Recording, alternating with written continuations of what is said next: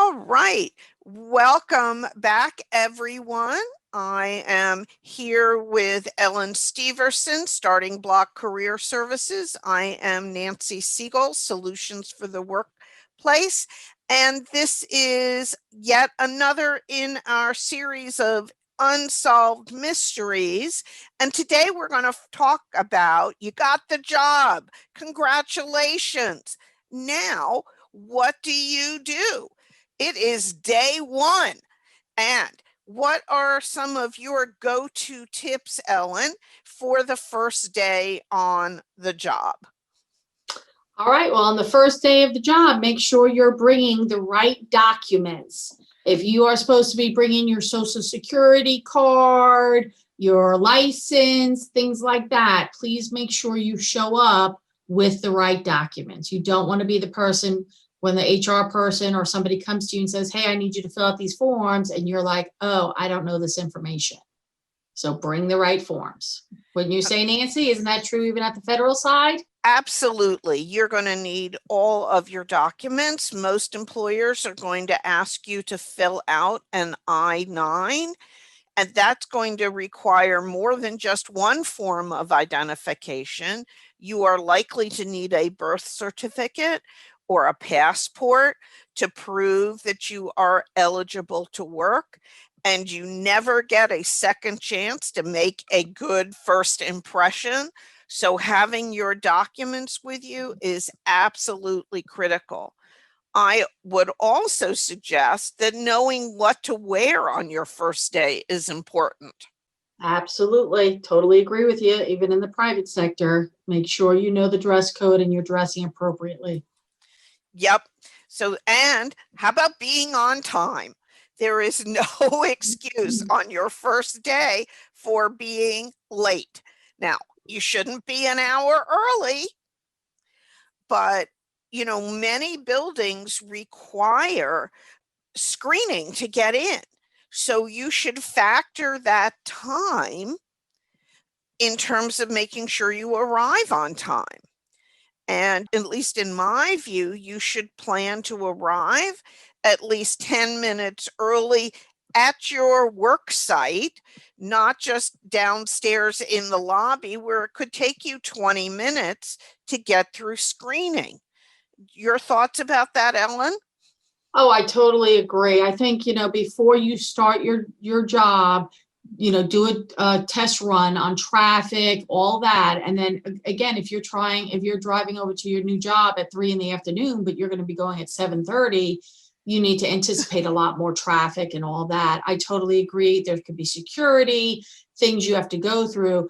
But keep in mind, when you have a time of work from 8 to 5, that means 8 o'clock is when you should be at your desk working.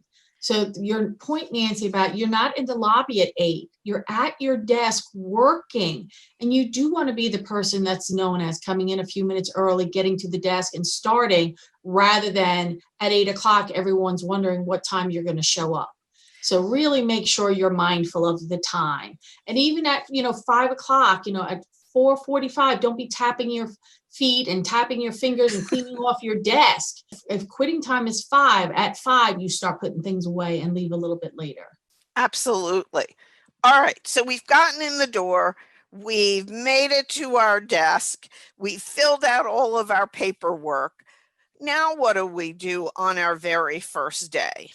Couple of things I would say is, you definitely want to be helpful and make sure that when somebody brings you over to the area and maybe introduces you to 1 or 2 people, engage with them, make sure you're asking, if I have any questions, who do I go to? Because your boss might not be the person you're going to interrupt a million times to find out where the mailroom is, right? You need to find out who is the go-to person of the area, get to know them, and really engage. I have a lot of clients that'll say to me, well, that's hard. I'm an introvert. I'm shy.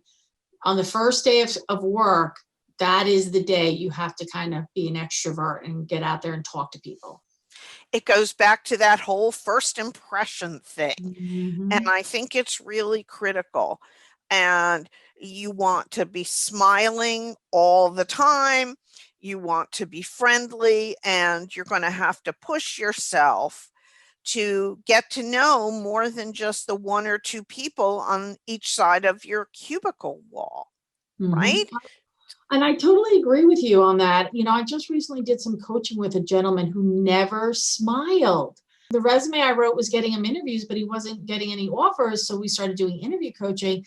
And I said, you don't ever smile. And he's like, I know, that's my personality. And I said, well, you need to change that. Because again, who wants to work with a Debbie Downer or Dan Downer or whatever? So I had him get a trinket, just something small to put on his desk when he was Zooming so that he would remember to smile. And it worked. So every time he would look at it, he'd start grinning. And it was something that made him laugh. It doesn't really matter what it was. If you need a reminder, put something on your desk to remind you to smile, to engage with your coworkers. It's the fake it till you make it idea. Yeah, the human brain doesn't know you're faking it. So fake it and it'll become a habit. Exactly. And nobody wants to be around a Debbie Downer or a Donald Downer at all. So we really have to get out of ourselves at the beginning because you're in a new place. You are at a disadvantage.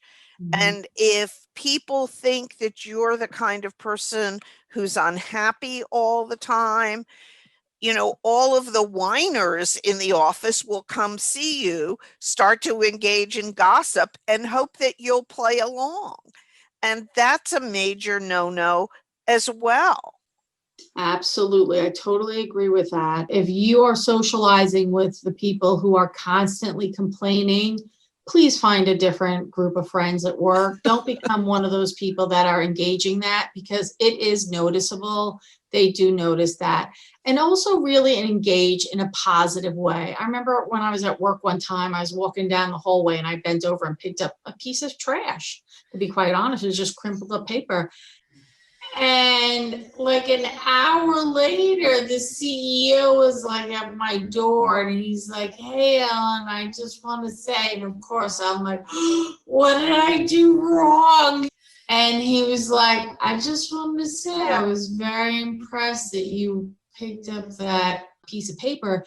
5 other people all walked by it. Now, did I know if he planted it? No, but he definitely noticed 5 other people walked by until I bent over and picked it up. And the fact that he came and thanked me, that impressed me, Sometimes it's those small little things we do. Don't have that mentality of it's not my job.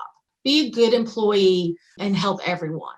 Absolutely. And when you start, it's possible that the full range of tools that you're ultimately going to need for your job may not be available. If you need a clearance and that clearance process hasn't finished, if IT has not set up all of your systems or given you the right access, you may not have a full day's work to do on day one.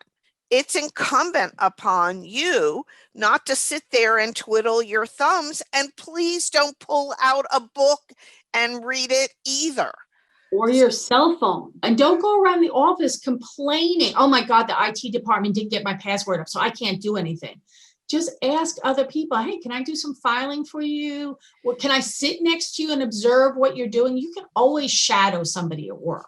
It's having that positive attitude. It's okay to say to somebody, hey, can I shadow you and learn from you while I'm waiting for my IT password? Because I currently can't use my own computer. But that's how you say it. You don't complain about it. While we're talking about not complaining, don't complain about the deal that you accepted.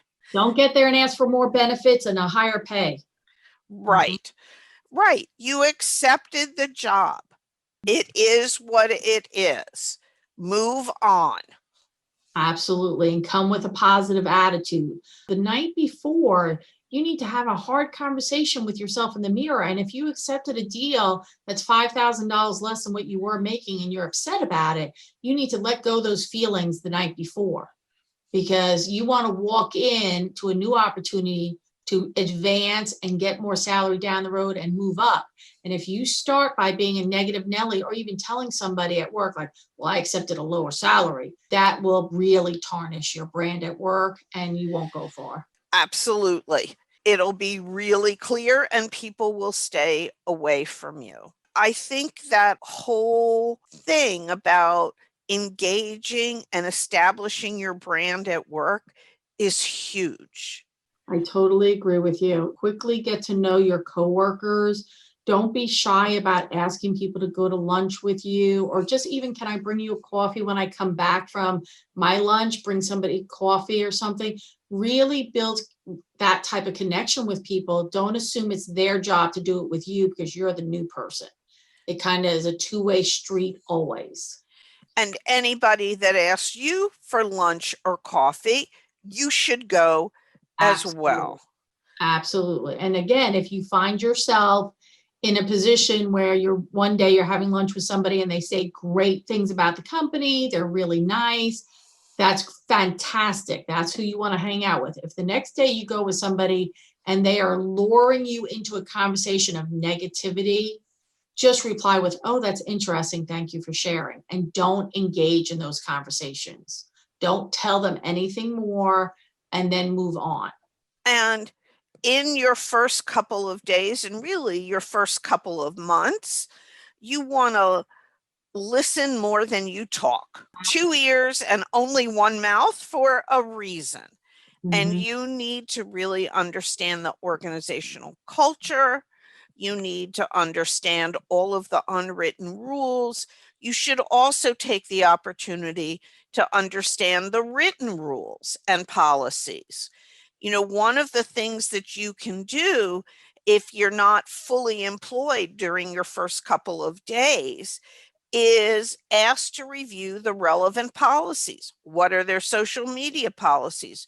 What are their ethics policies? What are your performance expectations? What are those unwritten rules? Do people call each other? Do they walk to each other's cubicle, or do they email each other, even if they're one cubicle over?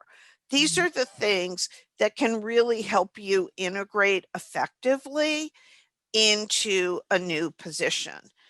And, one thing I always suggest, and this is really small, but it just, I think, sets the right tone, is on your first day, bring a bag of candy and some kind of bowl and stick it on your desk so that people, and not next to you, but on the opposite end of your desk, right? So it's not that your hand is going in that bowl all the time, but just to show that you're open and friendly and welcoming. I think that's a great idea, Nancy. Absolutely. When you were talking, it reminded me of a person that went to a company and they allowed earbuds, earphones in. You could listen to music and things like that. But she was really struggling at this company. And when I started talking to her, I mean, as soon as she would get in the morning, she'd put the earbuds in and pretty much would leave them in all day because it was company policy. You were allowed to wear them. But by doing that, especially in the very beginning, she got to know no one and set the tone of she's not approachable. So Right. nobody was feeling like they should go over to her because she was putting these earbuds in and basically ignoring everyone. So she was horrified on her 30-day review that she didn't get a good review, and it was a very poor review. When we talked, we said, well, how could you take those earbuds out? How could you re-engage? And we really had to start as if it was day one, getting to know everybody. So even if a company has a policy like you can wear earbuds, try to refrain from doing those type of things if it's going to make you look like you're not sociable. That's a great thought, because that sociability, that approachability, I think is critical. And let's shift gears here a little bit, because depending where you are and what kind of work you do, in our current environment, many people are working remotely. So their first day will be remote. So that is an even harder thing to get to know your colleagues and engage. Any thoughts about that? Well, I will say, even on remote work, please show up dressed properly with Yes. makeup on and hair done And pants. Yeah, and pants and clean eyeglasses. And I did a webinar the other day for a small company. They hired me, and the employees seriously looked, some of them looked like they were still in pajamas. And even though you might see other people doing that, do not fall into that trap. Come looking professional. Trust me, you will be noticed for being a professional. And I do think the whole remote thing is harder. Couple of suggestions. One is keep your camera on all day so that people can see you. It is such a big difference that they can relate to you as a person, especially if you're new. And if you don't have a separate space where you can work remotely, you're working in your bedroom, use one of those backgrounds that you can download because nobody wants to see your unmade bed. Or just a bed in general. It's just not appropriate. Right. Totally agree with that. Or turn your furniture around. I was recently had to do a webinar in a house that I had to be in, and I had to turn the furniture around. So basically all they saw was the wall behind me. So again, position yourself, make sure you're checking the lighting to make sure you look good. You really want the lighting to be in front of you, not behind you. Definitely the night before or even 2 or 3 days before, start practicing so that you know the equipment, you know how to do these things. And again, that you've staged your house or your office area for optimal lighting, optimal camera, all that type of stuff.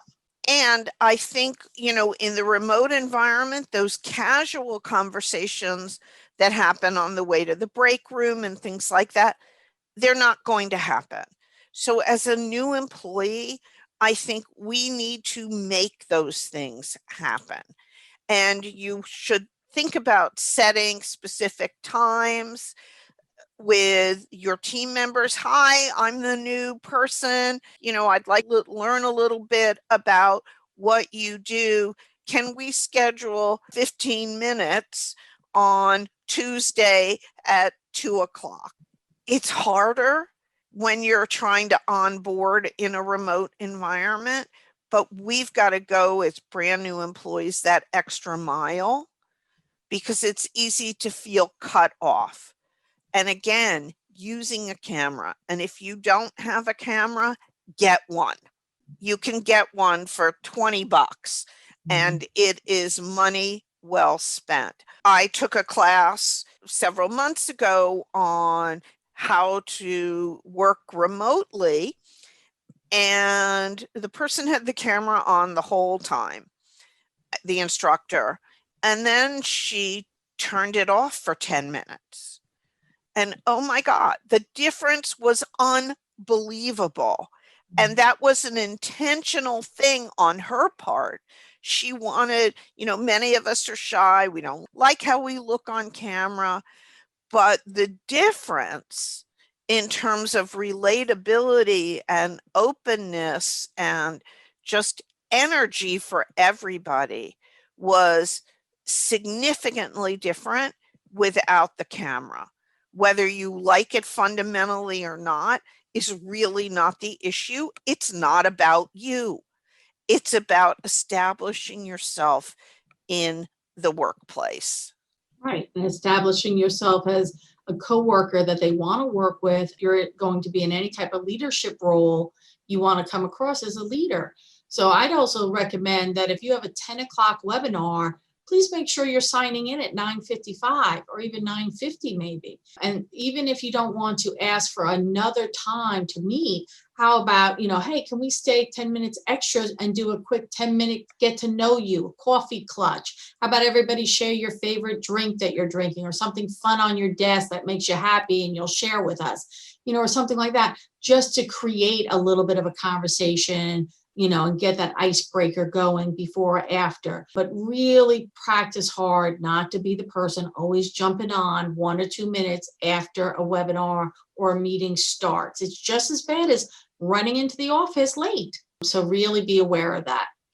Exactly. So there are some real challenges, I think, onboarding. I think we've talked about a lot of them. The onboarding experience, depending on how big the organization is that you're going to work for, can be anywhere from goose egg, nothing, to highly structured. And this is one area that I don't really think there's a huge difference between whether it's a federal job or a private sector job. Any other thoughts, or you want to kind of summarize, Ellen? Anything else people should be thinking about in terms of onboarding on their first day? Well, earlier you mentioned going through the policies, the social media, and it's your career, manage it. And really, it's a wonderful idea, especially on the first couple of days of work, especially in those lulls, that you take out the policies, procedures, get to know the culture, and maybe write a 30, 60, 90-day plan of what you're going to do 30 days, 60 days, 90 days. And then you bring it to your boss when you have a meeting with him and say, here's some of the things I was thinking I could be doing. And again, that shows you forward thinking. That shows you having motivations to think, oh, what will I be doing it the first 30 days? What am I doing the 60 days? So please don't say I have nothing to do, because you do have something to do. Create a plan and then execute it over the next 90 days, and you will be on top of your game. Great. And our next webinar will be just about that, creating a plan and managing your career. So I want to thank you again, Ellen Steverson, Starting Block Career Services. I am Nancy Siegel, Solutions for the Workplace. Please connect with us on LinkedIn, and we look forward to sharing and unraveling more mysteries of career management. Absolutely. Thank you very much, Nancy. Thank you.